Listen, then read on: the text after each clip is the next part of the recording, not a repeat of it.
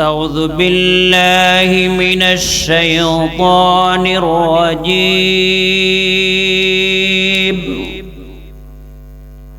بسم الله الرحمن الرحيم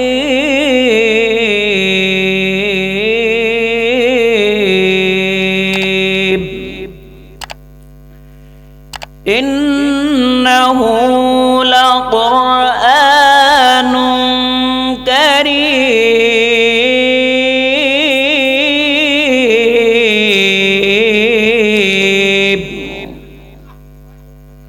في كتاب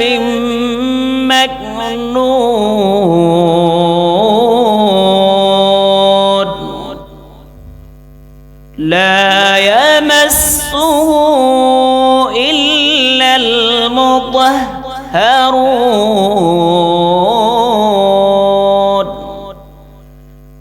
تنزيل من رب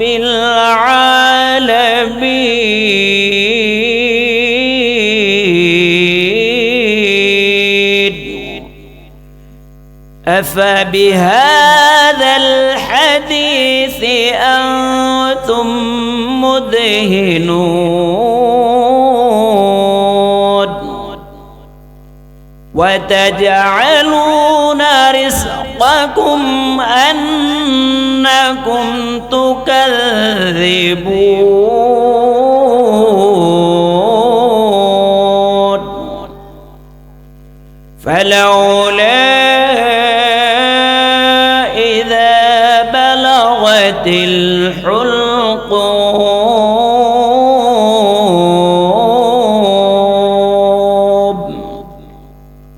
صدق الله العظيم এই জন্য আল্লাহ পাক রব্বুল আলামিন বলেন আমি আল্লাহ তাআলা এমন একটি কিতাব নাজিল করলাম দুনিয়ার মধ্যে শ্রেষ্ঠত্ব একটি কিতাব আল্লাহ পাক রব্বুল আলামিন এই কোরআনুল কারীমের কিতাব সম্পর্কে কোরআনুল কারীমে 317টি আয়াত আল্লাহ তাআলা নাজিল করেছেন তার মধ্যে আল্লাহ পাক রব্বুল আলামিন সূরা বাকারার 2 নম্বর আয়াতে আল্লাহ তাআলা বলেন আলিফ লাম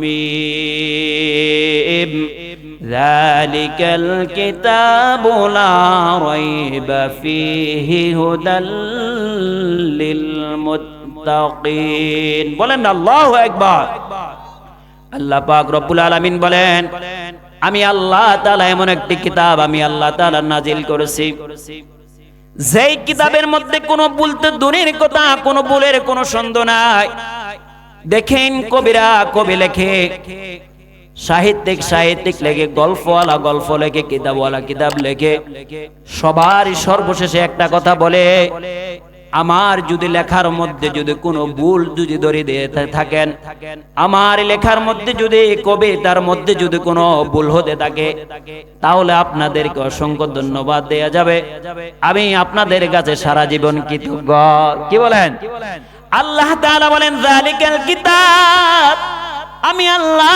এমন একটি কিতাব আমি আল্লাহ নাজিল করলাম যে কিতাবের মধ্যে কোনো ভুল নাই কোনো সন্দেহ নাই আল্লাহ পাক রব্বুল আলামিন এই কোরআনুল কারীম 104খানা কিতাব আল্লাহ তাআলা এই পৃথিবীর মধ্যে অবতীর্ণ করলেন কয়খানা 104খানা কিতাব আল্লাহ তাআলা এই পৃথিবীর মধ্যে অবতীর্ণ করলেন তার মধ্যে হলেন 100টা হলো সহিফা আর আসমানি বড় 4খানা কিতাব আল্লাহ তাআলা অবতীর্ণ করলেন আজকে আমরা জানবো সহিফাগুলা 100খানা কিতাব কোন কোন নবীদের উপর আল্লাহ তাআলা অবতীর্ণ করলেন 100খানা 4খানা কিতাবের মধ্যে সর্বপ্রথম 10খানা কিতাব আমাদের আব্বাজান আদম আলাইহিস সালাতু ওয়াস সালামের উপরে অবতীর্ণ হয়েছেন সুবহানাল্লাহ আর কয়খানা 90খানা আল্লাহ পাক রব্বুল আলামিন হযরত শীশ আলাইহিস সালাতু ওয়াস সালামের উপরে 50খানা কিতাব আল্লাহ তাআলা অবতীর্ণ করেছেন সুবহানাল্লাহ তাহলে কয়খানা হলো 60খানা কিতাব শেষ হয়ে গেল এরপরে আল্লাহ পাক রব্বুল আলামিন হযরত ইদ্রিস আলাইহিস সালাতু ওয়াস সালামের উপরে এই সহিফা 30 খানা কিতাব আল্লাহ তাআলা অবতীর্ণ করেছেন। সুবহানাল্লাহ। কত গেল? 90। আর কত আছে? 10। সর্বশেষ 10 খানা কিতাব আল্লাহর পয়গম্বর, আল্লাহর খলিল, আমাদের জাতি ফিদা হযরত ইব্রাহিম আলাইহিস সালাতু ওয়াস সালামের উপরে সর্বশেষ 10 খানা সহিফা কিতাব আল্লাহ তাআলা তার উপরে নাজিল করেছেন। সুবহানাল্লাহ। আর আসমানি বরং এই 4 খানা কিতাব আল্লাহ পাক রব্বুল আলামিন সর্বপ্রথম হযরত মুসা আলাইহিস সালাতু ওয়াস সালাম উপরে তাওরাত কিতাব আল্লাহ তাআলা নাজিল করেছেন। জাবুর কিতাব আল্লাহ পাক রব্বুল আলামিন হযরত দাউদ আলাইহিস সালাতু ওয়াস সালামের উপরে অবতীর্ণ করেছেন, যার কণ্ঠ শুনে সমুদ্রের মাছগুলা পর্যন্ত কুল কিনারে চলে আসতো। ইনজিল কিতাব আল্লাহ পাক রব্বুল আলামিন হযরত ঈসা আলাইহিস সালাতু ওয়াস সালাম, যেই নবী বাবা ছাড়া পৃথিবীর মধ্যে জন্মগ্রহণ করেছেন, আল্লাহ পাক কুদরতি দ্বারা আকাশে উঠায় নিয়েছেন। এই ইনজিল কিতাব আল্লাহ পাক রব্বুল আলামিন ঈসা আলাইহিস সালাতু ওয়াস সালামের উপর অবতীর্ণ করেছেন। সুবহানাল্লাহ। সর্বশেষ কিতাব কিতাবুল্লাহ, এটা শুধু কিতাব নয়, কালামুল্লাহ, এটা হলো আল্লাহ তাআলার কথা। এই সর্বশেষ কিতাব আল্লাহর পয়গম্বর, দুজাহানের সরদার, আখিরি জামানার নবী মুহাম্মদুর রাসূলুল্লাহ সাল্লাল্লাহু আলাইহি সাল্লামের উপরে অবতীর্ণ হয়েছেন। সুবহানাল্লাহ। আল্লাহ পাক রব্বুল আলামিন এই কোরআনের কত দাম লেগেছেন, এই কোরআনের ছোঁয়া লেগে কত ইহুদি বেঈমান নাসারা এই কোরআনের ছোঁয়া লেগে ইমানের মুসলমান হয়েছেন, হয়েছে কি হয় নাই? কত কাফের বেঈমান, কত তাগুত, কত মুশরিক এই কোরআনের ছোঁয়া লেগে নবীজির একজন জলিল কদর সাহাবী আমিরুল মুমিনিন খলিফাতুল মুসলিমিন ওমর রাদিয়াল্লাহু তাআলা আনহু, এই কোরআনের ছোঁয়া লেগে আল্লাহ পাক রব্বুল আলামিন তাকে মুসলমানদের শ্রেষ্ঠত্ব আল্লাহ পাক তাকে লিডার বানাই দিয়েছেন। সুবহানাল্লাহ। আল্লাহ পাক রব্বুল আলামিন দেখেন হেদায়েতের মালিক, উলাইকা আলা হুদাম মির রাব্বিহিম ওয়া উলাইকা হুমুল মুফলিহুন। আল্লাহ তাআলা বলেন যে আল্লাহ তাআলার পক্ষ থেকে যারা হেদায়েত প্রাপ্ত তারাই তো কত বড় ভাগ্যবান, তারাই তো কত সৌভাগ্যবান।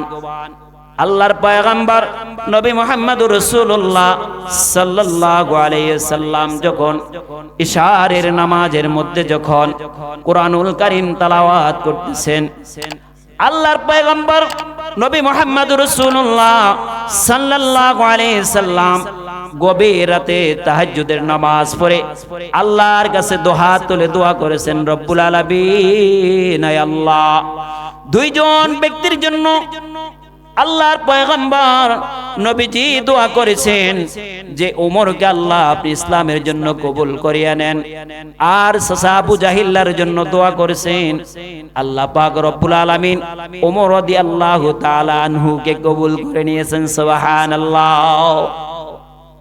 ওমর রাদিয়াল্লাহু তাআলা আনহু দেখেন আল্লাহ তাআলা একটা উদ্দেশ্য, একটা উসুলার মাধ্যমে আল্লাহ পাক হেদায়েত দান করেছেন। নবীজি যখন ইশারের নামাজের মধ্যে যখন কোরআনুল কারীম যখন তেলাওয়াত করতেছেন, এভাবে যখন নবীর যখন নামাজের মধ্যে যখন তেলাওয়াত করতেন আর ঘরের মধ্যে যখন তেলাওয়াত করতেন, উতবা সাইবা আবু জাহেল তার স্ত্রীগুলা তারা যেতেন চুপে চুপে নবীজির কোরআন শোনার জন্য যেতেন। নবীজির কোরআনে তো মহব্বত, নবীজির কোরআন কণ্ঠর মধুর। বাইরা আমার, বাবারা আমার, আমার নবীজির কণ্ঠর মধ্যে কত কণ্ঠ মধুর কোরআনুল কারীম। চুপে চুপে আবু জাহেল কোরআন শুনতেন, এরপর আল্লাহ পাক তার কপালে হেদায়েত নসিব হয় নাই। কি ভাই ঠিক কিনা? দেখেন নবীজি যখন ইশারে নামাজের মধ্যে যখন কোরআনুল কারীম যখন তেলাওয়াত করতেছেন আর আল্লাহর নবীজি দোয়া করেছেন, এক দোয়ার মাধ্যমে উমরে কলিজার মধ্যে ধাক্কা দিয়েছে। নবীজি কোরআনুল কারীম তেলাওয়াত করতেছেন, কোরআনুল কারীমের 69 নম্বর সূরা, সূরা আল হাকা, সূরা আল হাকা। নবীজি পড়তেছেন আল হাকা মাল হাকা ওয়া মা আদরাকা মাল হাকা। নবীজি পড়তেছেন, এক ধাক্কার মধ্যে উমরের মধ্যে অস্থির শুরু হয়ে গেল, আরেক ধাক্কার মধ্যে আল্লাহ পাক রব্বুল আলামিন কবুল করে নিলেন। যখন নবীজি নামাজের মধ্যে তেলাওয়াত করতেছেন, উমর রাদিয়াল্লাহু তাআলা আনহু চুপে চুপে শুনতেছেন আর বলতেছেন, এটা কেমন ধরনের কবি, কেমন ধরনের গল্প, এক একটা আয়াতের পর এক একটার শব্দের পর এক একটা মিল, বুঝতে পারতেছি না। উমরের ভিতরে একটা যন্ত্রণা শুরু হয়ে গেল। আল্লাহর নবী মুহাম্মদুর রাসূলুল্লাহ সাল্লাল্লাহু আলাইহি সাল্লাম যখন নামাজের মধ্যে যখন পড়তেছেন, ওয়া মা হুয়া বিকাউলি শাইরিন কলিলাম মা তুমিনুন। আল্লাহু আকবার। উমর রাদিয়াল্লাহু তাআলা আনহু আরবি মানুষ ছিলেন, আরবি বুঝতেন। উমর আশ্চর্য হয়ে গেলেন, এটা কেমন ধরনের কবি, কেমন ধরনের কবি, এক একটার পর এক একটা কবিতা পড়তেছেন। দেখেন আল্লাহ তাআলার ইচ্ছা। এরপরে নবী মুহাম্মদুর রাসূলুল্লাহ সাল্লাল্লাহু আলাইহি সাল্লাম বলতেছেন, ওয়ালা বিকাউলি কাহিনিন কলিলাম মা তাযাক্কারুন। আল্লাহু আকবার। প্রথম যখন বললেন ওয়া মা হুয়া বিকাউলি শাইরিন কলিলাম মা তুমিনুন, তখন ওমর বলতেছেন, এটা তো কোনো কবির কথা নয়, এটা তো কোনো কবির কথা হতে পারে না। ওয়ালা বিকাউলি কাহিনিন কলিলাম মা তাযাক্কারুন, এটা তো কোনো গণকের কথাও হতে পারে না। তানজিলুম মির রাব্বিল আলামিন। আল্লাহু আকবার। এটা আমার একমাত্র কেবলমাত্র আমার সৃষ্টিকর্তা মহান রব্বুল আলামিনের কথা, তার কালাম। সুবহানাল্লাহ। দেখেন এরপর ওমর রাদিয়াল্লাহু তাআলা আনহু ইসলাম গ্রহণ করে নাই। মক্কা দারুন নাদওয়া নামে একটা পার্লামেন্ট, কুরাইশদের পার্লামেন্ট ছিলেন, ওইখানে লিডার ছিলেন আবু জাহিল। এরপরে বিভিন্ন তাদের লিডার ছিলেন, তাদের সহসঙ্গী ছিলেন। একদিন যখন নবী মুহাম্মদুর রাসূলুল্লাহ সাল্লাল্লাহু আলাইহি সাল্লামের কে হত্যা করার জন্য যখন সিদ্ধান্ত হলো, এক একজনে এক এক ভাবে সিদ্ধান্ত দিচ্ছেন। এরপরে ওমর রাদিয়াল্লাহু তাআলা আনহু কাফেরদের মধ্যে বড় লিডার ছিলেন, বড় শক্তিশালী ছিলেন, বড় সাহসী ছিলেন। আর আমার নবী দোয়া করলেন, হে আল্লাহ, ওমরকে ইসলামের জন্য আপনি কবুল করিয়ে নেন। দোয়া করেছেন। আর ওমরের মধ্যে আল্লাহ তাআলা তাকে, তার অন্তরের মধ্যে আল্লাহ তাআলা আল্লাহর ভয়, আল্লাহ তাআলার আসক্ত, নবীজি হাতে কালিমা পড়ার জন্য আল্লাহ তাআলা একটা তাকে হেদায়েতের জরিয়া করে দিলেন। দারুন নাদওয়া ওই পার্লামেন্টে যখন ঘোষণা হলো নবী মুহাম্মদুর রাসূলুল্লাহ সাল্লাল্লাহু আলাইহি সাল্লামকে কে হত্যা করতে পারবে, সর্বশেষ যখন ওমর বলল, আমি মুহাম্মাদের কল্লা কেটে আনতে পারবো, নাউজুবিল্লাহ। ওমর তরবারি, ধারালো তরবারি নিয়ে যখন যাচ্ছিলেন, ওমরের দরবারে যাবেন, ওমরের মাথা দুখণ্ডিত করে নিবেন, প্রতির মধ্যে বলতেছেন, রে ওমর কোথায় যাচ্ছ? তুমি মুহাম্মাদের মাথা দুখণ্ডিত করবা, আগে তুমি তোমার বাড়ি চেক করো, তোমার বোন দেখো, তোমার ঘর দেখো কি অবস্থায়। ওমর রাদিয়াল্লাহু তাআলা নবীর দরবারে না যাইয়া যখন বোনের বাড়িতে যখন গেলেন, দরজা লাগায়ে যখন কিভাবে জানি চুপ চুপ করে যখন পড়তেছেন, গুনগুন করে আওয়াজ আসতেছেন, ওমর বারবার করে দরজা খোলার জন্য বললেন।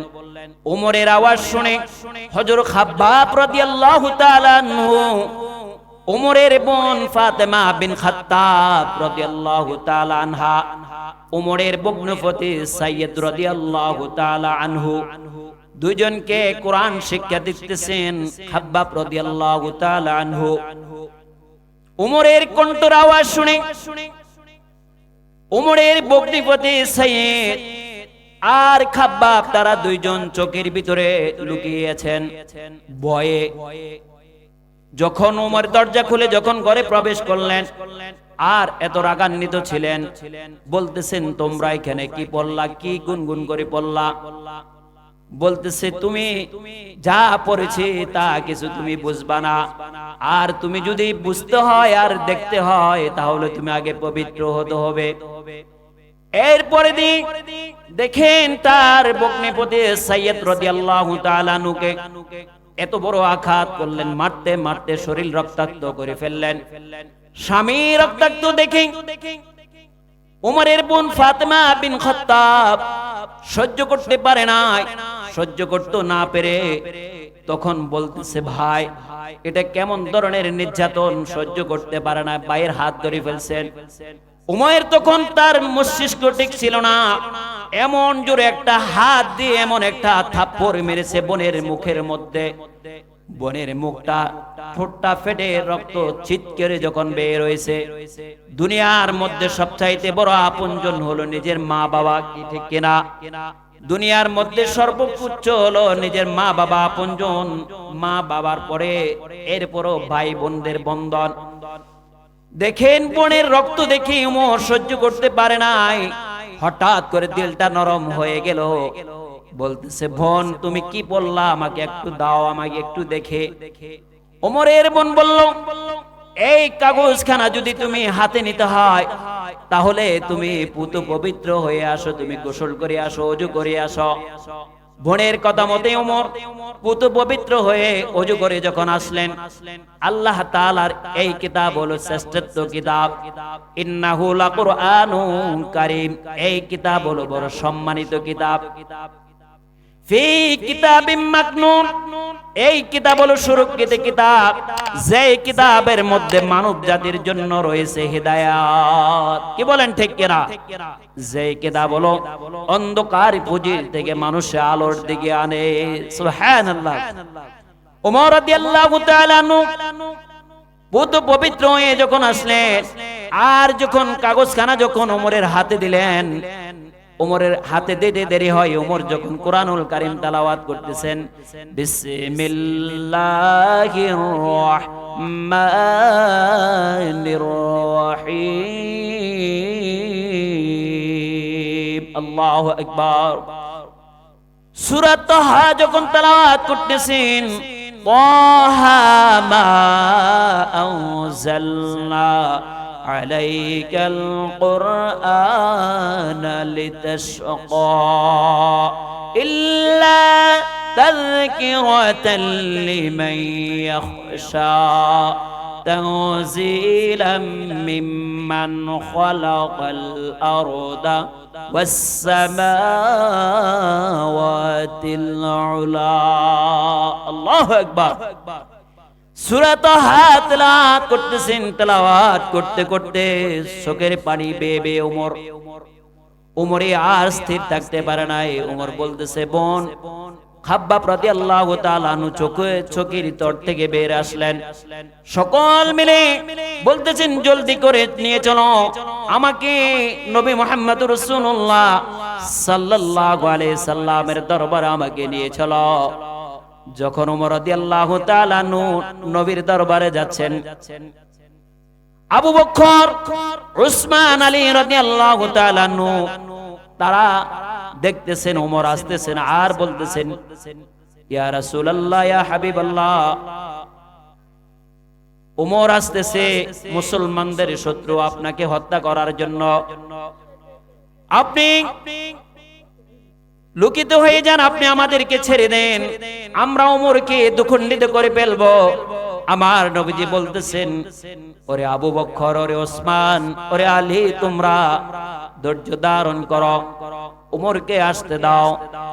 যখন উমর যখন নবীজির সামনে যখন চলে আসলেন, কিতাবের মধ্যে আত্তাহিয়াতুস শুরুতে, নামাজের শুরুতে উমর নবীর সামনে দাঁড়ালো, তার বাড়ি অস্ত্র নিয়ে বসে গেলেন, চুপ করে বসে আছেন। নবীজি বলতেছেন, কিরে উমর, কি বলতে আসছো তুমি, বলো। উমর চোখের পানির জন্য কথা বলতে পারে না, আর বলতেছেন, ইয়া রাসূলুল্লাহ, ইয়া হাবিবাল্লাহ, আমি আপনার গর্দান কেটার জন্য আসলাম। ইয়া রাসূলুল্লাহ, আমি বুঝতে পারি নাই, আমি অন্যায় করেছি, অপরাধ করেছি। ওগো নবীজি, আপনি আমাকে ক্ষমা করিয়ে দিন, আপনি আমাকে মাফ করিয়ে দিন, জলদি করে আপনি আমাকে কালিমার মালা পরায়ে দিন। আশহাদু আল্লাহ ইলাহা ইল্লাল্লাহু মুহাম্মাদুর রাসূলুল্লাহ সাল্লাল্লাহু আলাইহি সাল্লাম। দেখেন আল্লাহ তাআলা